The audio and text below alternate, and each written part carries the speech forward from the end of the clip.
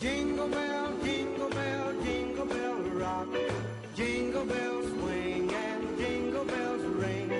Snowing.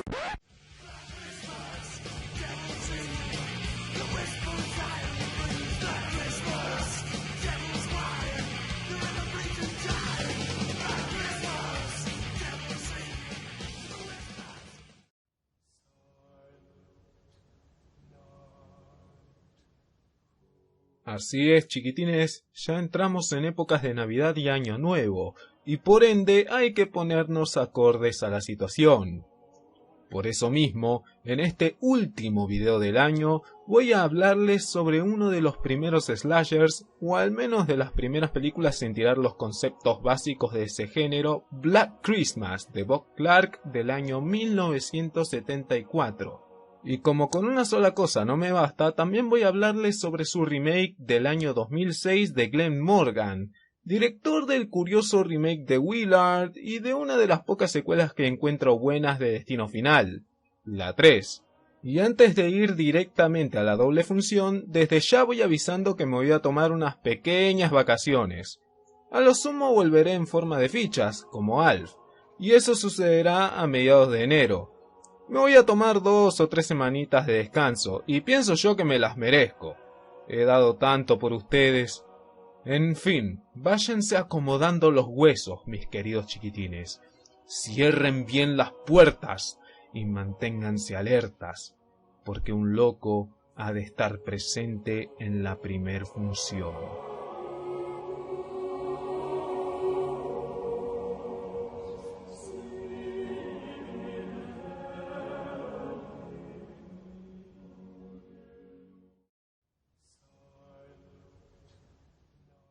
Es Navidad, y las chicas de una fraternidad deciden organizarse y planean festejar estas festividades en una casona. Todo va bien, hasta que de un momento a otro comienzan a recibir unas inquietantes llamadas, que van desde audibles acosos sexuales hasta amenazas de muerte, por parte de un chiflado que resulta ser un asesino que actúa en su propia casa. Y ojo, también fuera de ella. La policía no sabe de quién carajo sospechar, ni nosotros tampoco, los espectadores, porque al final el asesino es capturado. O eso creemos, porque las llamaditas se siguen produciendo. ¿Habrán atrapado al verdadero culpable? Esa pregunta no tiene respuesta. Sin embargo, estas chicas saben que han desaparecido no solamente una de ellas, sino varias. Pero lo que no saben es que los cadáveres aún siguen en ese hogar. El asesino y las llamadas prosiguen. Estas chicas se ahogan en su propia ignorancia y la sangre comienza a correr.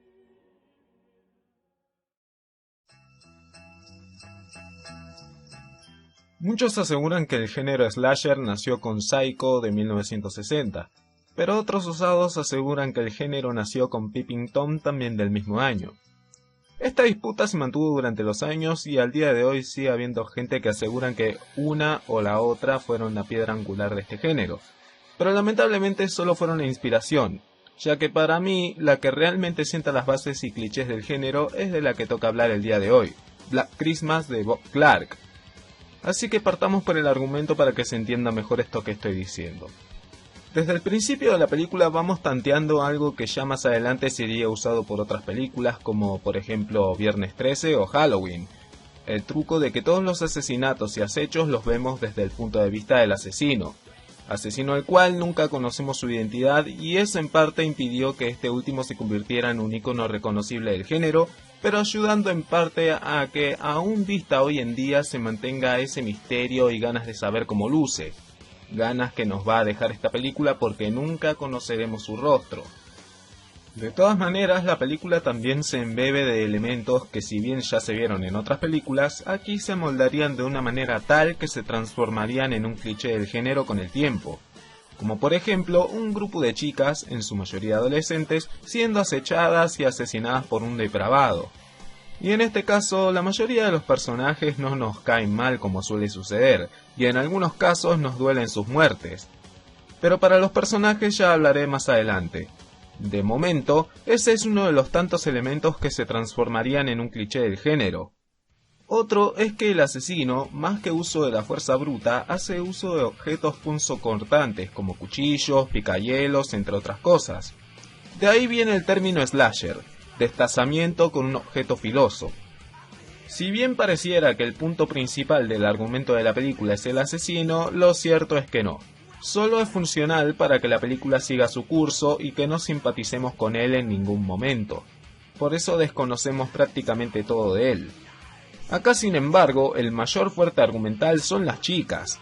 Más que nada, la pareja compuesta por Peter y Jess, quienes tienen una fuerte discusión porque Jess decidió practicar el aborto y Peter, demuestra su furia delante de todos, dejándolo como el potencial culpable de los homicidios y las llamadas obscenas. De ahí se desprende una subtrama que sustenta un poco a la historia de la película, para que no sea simplemente una serie de asesinatos tras otro. Los problemas de pareja y el aborto explicados de una manera simple y a su vez detallada. Una vez se desprende el conflicto de la pareja, se van aumentando las variantes de quién podría ser el asesino, aunque estas se van reduciendo conforme aumenta el número de víctimas, dejando al final a Peter como único sospechoso. Y aquí se implementa otro elemento actualmente muy poco usado en el slasher, pero que a mí me encanta, el cual es que sin darte cuenta estabas en el lugar menos indicado, ya que Jess hace la vaca con la policía local para intervenir el teléfono, pero ella tiene que mantener una conversación de más de un minuto con el asesino. Una vez rastreada la llamada, Jess recibe la peor noticia que podría recibir: que todas las llamadas vienen desde adentro de la casa. Podrá sonar forzado, pero es algo que te toma por sorpresa. En lo argumental es una película muy redonda, que juega con la ambigüedad hasta cerca del final y cuyo final en sí mismo es bastante escabroso aún visto hoy en día, y a su vez impone varios clichés dentro del género en sí que ya fueron contados. Uno tiende a pensar que al ser un slasher o proto-slasher iría directo al hueso, y en un principio es así, pero después tiende a volverse algo lento, ya que al embeberse de otra subtrama puede llegar a contener elementos psicológicos o dramáticos que le quiten el dinamismo y la rapidez en la ejecución del guión en pantalla. Es un punto bueno y a su vez un punto malo, ya que nos permite conocer más a fondo a algunos protagonistas, pero una pequeña parte del tiempo tiene escenas de relleno que no aportan un carajo al desarrollo de la película. La música del compositor Carl Zittrer, creo que lo dije bien, Carl Zittrer, Schiffer, como se diga, te va metiendo en diferentes clímax en base a las ambientaciones de la película. Arranca con una clásica composición de índole navideña en los primeros minutos del filme, en donde vemos las afueras de la casa decorada como si fuese la puta aldea de Santa, y composiciones más climáticas y oscuras en otras secuencias que apelan al encierro, como la escena del cadáver con una bolsa de basura en la cabeza, metiéndose tal cual vieja chota en una silla, o el plano final de Peter y Jess moribundos. En este sentido, y gracias a la atmósfera que van generando estas composiciones, y aunque suene exagerado de mi parte, se vuelve una película que te puede llegar a dar miedo realmente. Y se pueden llegar a sentir otras sensaciones que vayan más allá del miedo. Se puede sentir algo de angustia, repulsión la mayor parte del tiempo por los personajes, y cierta confusión y a su vez intriga.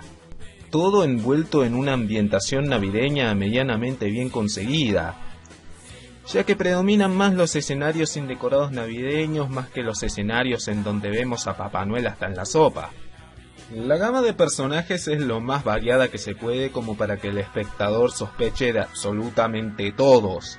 Hay algunas caras reconocibles, entre ellas, y la que nos resulta más familiar, es la de John Saxon, haciendo en este caso el mismo papel por el que todos lo conocemos, el de un yuta totalmente inoperante. Pero a diferencia del de aquella película que nos provocó pesadillas, acá cuando menos nos sirve de algo más que solo para llevarse a gente que no tiene nada que ver. Hasta es el que da el aviso de que el asesino de turno está dentro de la puta casa. Sin embargo, si bien la película va tomando ritmo y ya se nos presentaron a cada uno de los personajes, que van desde viejas alcohólicas, vamos doña, déjelo que tanto chupi le va a hacer mal a su edad, hasta pendejas universitarias, Sin embargo, ninguno logra sobresalir actoralmente más allá de que su actuación sea un «está bien, todo ok, me parece perfecto». Aparte, no logran lucirse del todo, ya que la película de un momento a otro se vuelve la película de Peter y Jess, interpretados por unos muy jóvenes Olivia Hussey y Keir Dullea, ya que se centran más en los dramas de ellos mientras el recuento de cadáveres incrementa su número. Como dato poco relevante, la voz de Billy, el asesino de la película, la hace el mismo director Bob Clark. Eso es ejemplo de un tipo que labura, carajo. Marianne Waltman me cae bien como la señora McHenry. Demuestra en su pequeño papel que sabe interpretar a una dueña de casa que trata de mantener la cordura ante esta situación, a la par que trata de festejar estas sangrientas navidades lo más borracha posible. Es una actriz que, desde que la vi en la película Deranged, que se las recomiendo bastante, es una que siempre me resultó muy convincente, ya sea en pequeños roles o de plano ya protagónicos. Y Andrea Martin, quien repetiría en el remake del año 2006, es un personaje poco relevante. Bien interpretado, pero a mi parecer muy poco relevante. Aún con sus pros y sus contras, Black Christmas es un buen ejemplo y un buen antecedente de cómo hacer un slasher como la gente, con una atmósfera atrapante que, literalmente, hace que te caes encima, y con una dirección tanto de cámaras como de actores más que correctas, y un guión con una ejecución bastante lenta y pausada, pero bien ejecutado en pantalla a fin de cuentas. Black Christmas es, al final del día, un proto-slasher diferente al resto y uno que realmente sienta las bases del género para mí. Un slasher aterrador y que en este caso, entre menos sepamos del asesino, mejor es, ya que el desconocimiento de algunas cosas hace que la película surta el efecto deseado. ¡Terror! Y bueno, chiquitines, esa fue la primer función. Pero ni se les ocurra moverse de sus asientos, porque la segunda función está por empezar.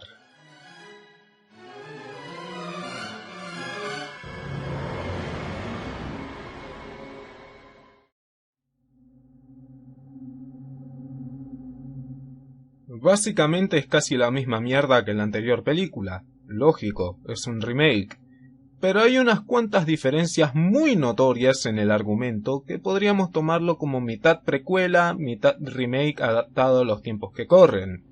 Pero como las diferencias se las quiero contar más adelante, mejor les digo la sinopsis con lo que ya conocemos. Un grupo de 6 chicas de una residencia universitaria, es decir, Kelly, Dana, Lauren, Megan, Heather y Melissa, además de la encargada de la puta residencia de las mismas, comienzan a ser acosadas por un loco que desde su inmunda boca escupe palabras altisonantes, acoso sexual y amenazas de muerte.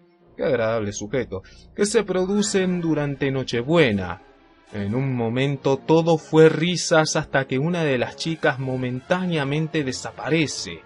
Y comienza así un vendaval de muertes que envuelve a estas chicas en un infierno decorado de luces multicolor y un lúgubre ambiente navideño.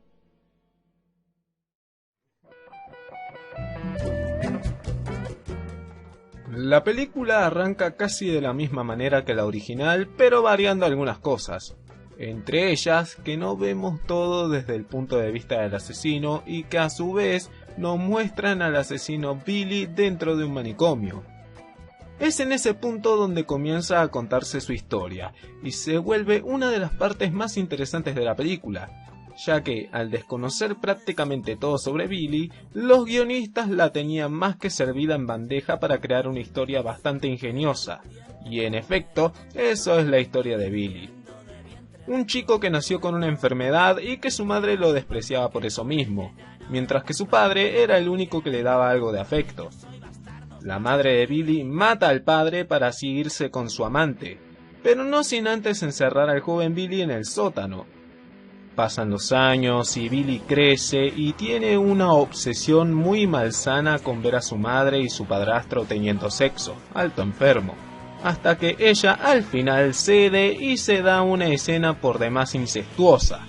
Y gracias a ello tenemos a Agnes, la hermana / hija de Billy, aunque la madre quiera negarlo. Y aquí se da un giro que me demuestra que estas fechas, en vez de sacar lo mejor, terminan sacando lo peor de nosotros. En este caso te terminan arrancando los putos ojos. La apuesta por contarnos la historia de Billy es arriesgada, no me dejarán mentirles. Pero está bien lograda y logra que entendamos el porqué de su psicopatía. Ahora, hubiera funcionado mejor si en vez de contarse de manera intercalada, la película se hubiese dividido en 3 actos. El primero que cuenta la historia de Billy, el segundo donde conocemos a las víctimas y el final. Pero aquí, bueno, está todo mezclado. Aparte de que a mitad del metraje no queda muy en claro si el que comete los asesinatos es Billy o su hermana Agnes. Esa ambigüedad hubiese surgido efecto si desconociéramos la identidad del psicópata de turno, pero bueno, así son las cosas. Hay una suerte de subtrama entre una pareja, quienes primero se disputan porque el novio subió un video íntimo de ambos a internet y luego de un corte de luz la chica lo encuentra a su novio besándose con una de sus compañeras de instituto. Es una subtrama que no cuela dentro de la trama de la película, que no la sustenta como debe ser, debido a la escasez de dramatismo de la misma, y eso hace que todo dependa de la historia de Billy, cómo se cuenta y qué nos muestra. Pero no se dejen engañar, aunque haya ciertas falencias, el argumento aún así te puede llegar a tomar por sorpresa. Mientras que en la original al final sabíamos que solamente Billy cometía los asesinatos y que Agnes parece ser una suerte de alucinación, aquí Agnes es real y se emprende en las salvajadas de su hermano padre, aunque sus motivos no quedan muy en claro. Y en este caso, si bien el final dista de ese clímax poco esperanzador de la original, en este caso el final del argumento y de la película en sí es bastante bueno e irónico, ya que en el plano final se nos muestra un adorno de Navidad con la leyenda y que reine la paz en la tierra, siendo que acabamos de ver 1 hora y media de gente siendo ahorcada con luces navideñas, asesinos arrancándole ojos a menores de edad, sexo, incesto, insultos, consumo de bebidas alcohólicas y demás. En sí el argumento en parte es bastante creativo y por otro lado cae en lo que es un slasher de los 2000 típico, subtramas adolescentes sin drama y que hubiese sido preferible que se dividiera en 3 actos en vez de mezclarlo todo. Aún así es bastante ágil en cuanto a su ejecución, no se hace lento ni pesado, aunque sabiendo a qué género pertenece, eso no es de sorprender, entre más simplificadas sean las cosas, mejor. Es una película que sabe aprovechar los avances tecnológicos para darle una mejor calidad a su fotografía en comparación con su antecesora, eso es innegable. Aparte de que en la misma se respira ese ambiente navideño familiar a cada segundo, ya que no pasa ni un puto minuto sin que veamos a alguien vestido como Papá Noel o que suene una melodía típica. En ese aspecto, si bien dista de la oscuridad de la primera película, aún así denota que le pusieron empeño a la hora de crear los decorados para esta película, que además de recrear muy bien el ambiente típico de estas fechas, son bastante creíbles si los acompaña la fotografía e iluminación adecuadas, como en la escena del manicomio donde vemos a Billy meciéndose mientras chupa un caramelo mientras las luces navideñas se prenden y se apagan. Les importa un carajo la tarifa de luz al parecer. La gama de personajes no se presta mucho para la sospecha, y en todo caso no se salen de la media de personajes egoístas, egocéntricos y calenturientos que todo slasher que se precie debe de tener. Sin embargo, no caen en la sobreactuación y pueden resultar bastante creíbles sus actuaciones, ya que al ser en su mayoría adolescentes de verdad en ese entonces, no hace falta que finjan alguna emoción o sobresalto, ya que están en aquella etapa donde cada 2x3 se cambia de estado de ánimo o lloriqueas por cualquier pelotudez de manera natural. En especial, y otra favorita personal por su carisma, Mary Elizabeth Winstead, que es una actriz capaz de levantar cualquier proyecto en donde esté, nuevamente por su carisma. Y en este caso, si bien es cierto que su rol como Heather no es lo mejor de su amplia trayectoria, sabe interpretarla de una manera bastante correcta. En cambio, aquí repite una actriz de la original, Andrea Martin, pero esta vez no como alumna, porque convengamos que ya le pasaron los años por arriba, sino como la señorita McHenry. Mira vos, pasó de ser una adolescente calientapijas a ser una borracha que ora por la seguridad de quienes la acompañan. ¡Qué tule! Robert Mann ha interpretado a un serial killer quizás muy poco trascendente, pero uno que ha sido creado por sus propios lazos familiares y cuya falta de argumentos, o sea que no habla un choto, solo hace más temible la presencia del mismo en pantalla. Sin embargo, su hermana hija, Agnes, encarnada por Tim Freeze, no es muy convincente. Tiende a sobreexagerar su interpretación y sus motivos para asesinar no quedan bastante claros. Aún así, pese a ser una película de los años 2000, no dista de tener escenas crudas que hacen gala de lo bien conseguidos que resultan ser los efectos especiales. Desde la secuencia en donde Billy se come el ojo de su hermana hija delante de su madre, hasta la famosa e infaltable secuencia de la chica muerta con la bolsa en la cabeza, son claros ejemplos no solamente del excelente trabajo del departamento de efectos especiales, sino también de la gran conjunción que pueden llegar a hacer con la escenografía si se les da la iluminación adecuada.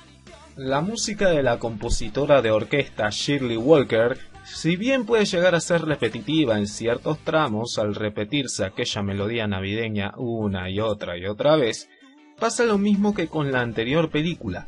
Cada composición se aclimata acorde a la escena en que suene, aunque en este caso, lejos de producir terror, sí puede llegar a meterte en suspenso en algunos momentos.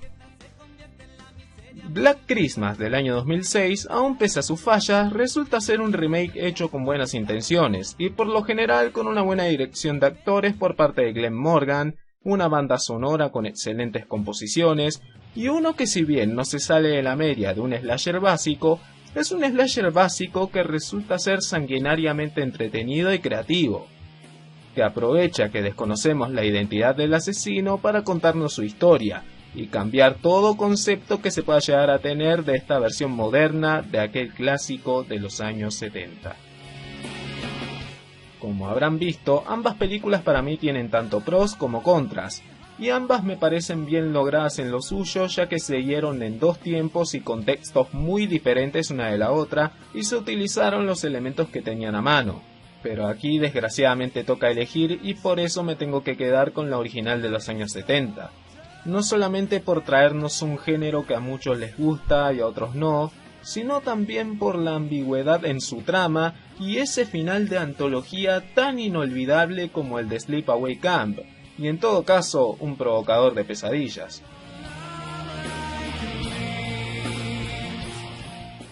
Y bueno, chiquitines, esto fue el último video del año, y uno que tenía ganas de hacer desde hace mucho tiempo ya que para mí, tanto su obra original como su remake, si bien son muy diferentes en cuanto a planteamiento y contexto, las considero dos obras muy buenas en lo suyo. La verdad es que este año fue uno con bastantes sorpresas. Hemos crecido bastante, más de lo que yo esperaba, y si bien no se me sube la pseudofama a la cabeza, me da a entender que estuve haciendo las cosas muy bien. He mejorado la calidad conforme pasaban los videos y he hecho cosas muy copadas para mí, como el mini documental sobre el cine de terror en Argentina y demás. Y les prometo que para el año que viene se vienen cosas muy interesantes, sí. Algunas que ya voy preparando de antemano y otras que saldrán a su debido tiempo, como tiene que ser. Este 2019 tuvo sus cosas buenas como sus cosas malas. Pero como a estas alturas del partido quiero cerrar con lo mejor que he visto este año, voy a dejar la basura de lado. Así que vamos a repasar lo que para mí fueron las pocas cosas buenas que tuvo este 2019. ¡Dale nomás!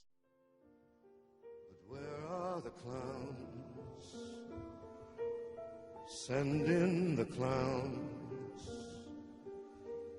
Don't bother. They're here. Ah, y la más importante y la que más me ha llenado de alegría. Murió Fernando de la Rúa, el ex presidente de los argentinos. Y de esta manera me despido. Esto fue todo por este año. Espero seguir con ustedes el año que entra, al igual que ustedes sigan conmigo. Así que no resta nada más que decir que yo soy el guardián y como dicen en mi barrio, Nos vimos en el 2020. Chau. Me cago en el año viejo, me cago en el año nuevo, me cago en el arbolito y me cago en ti.